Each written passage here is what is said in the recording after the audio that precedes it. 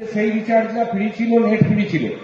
আজকে সেই রিচার্জটা কিন্তু যখন আস্তে আস্তে সমস্ত কোম্পানিগুলো কমে গেল, তখন জিও এখন 699, আবার আমরা বিএসএনএল এ ফেরার পতঞ্জলি বিএসএনএল এ ঢোকার চেষ্টা করছি।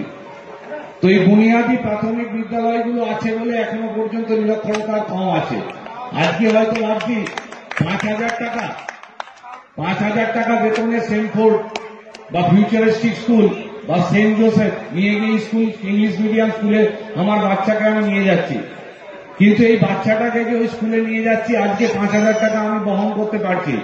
কিছুদিন পরে ওই ফিসটা যখন এই বুনিয়াদী শিক্ষার এই প্রাথমিক শিক্ষাগুলো বন্ধ হয়ে যাবে, প্রাইমারি স্কুলগুলো, তখন ওখানে কিন্তু পার মাস বেতনটা 17,000 টাকা হয়ে যাবে। তখন আবার কিন্তু আমার গ্রামে অশিক্ষা বাড়বে। আমি একদম পাড়া গ্রামের ছেলে, সেই জায়গাটা থেকে উপলব্ধি করেই বলছি যে দয়া করে প্রত্যেকেই নিজের ছেলেকে প্রাইমারি এডুকেশনে পাঠান। আমি বলছি যে সমস্ত মাস্টারমশাইরা পেয়েছেন, এই মাস্টারমশাইরা কিন্তু যথেষ্ট পরীক্ষা দিয়ে এই প্রাইমারি স্কুলে মাস্টার শিক্ষকতা পেয়েছেন, এবং এনাদের কাছে যেটা শিখবেন সেটা সঠিক শিখবেন।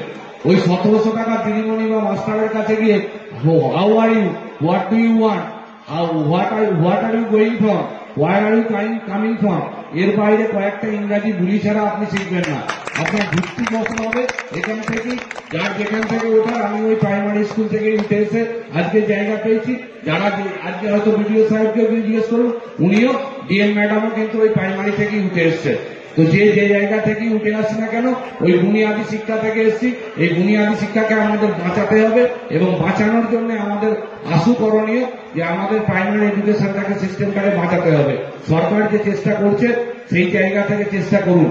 আর সবাইকার একটা ধারণা হয়ে গেছে যে যেহেতু মাস্টারমশাইরা সরকারি কর্মচারী, সরকারি লোক মানে সরকারি বেতন পান, অর্থাৎ পাবলিকের শত্রু।